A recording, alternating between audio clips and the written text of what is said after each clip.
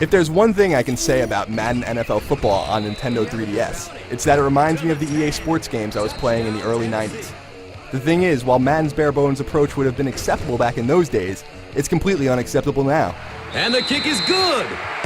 The complete lack of modes, depth, and polish removes any promise the overall package might have. Fields the ball at the 44.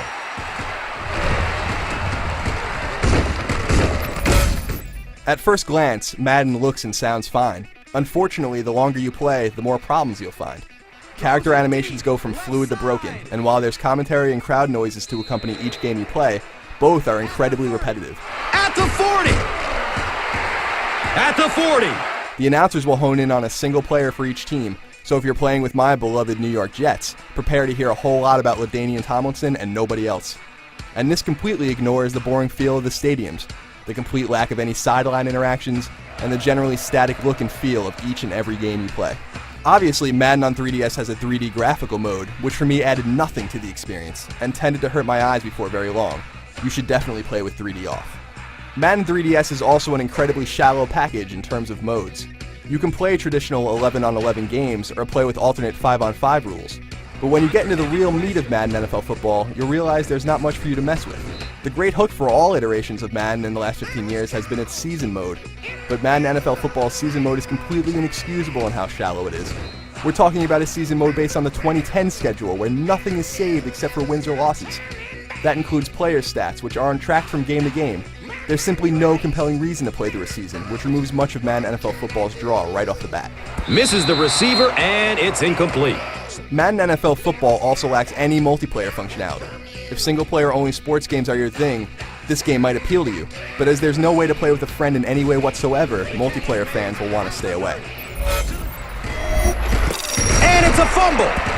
To the 20! To the 10! Touchdown, Carolina! The biggest shame about Madden's lackluster presentation, lack of modes, and deep season options is that it takes away from a game that plays fairly well. The 3DS's circle pad gives you good control over characters, and the deep playbook provides for a fun base experience. Unfortunately, this near-solid gameplay isn't just ruined by shallowness or lack of modes. Madden also suffers from AI that is at times completely broken.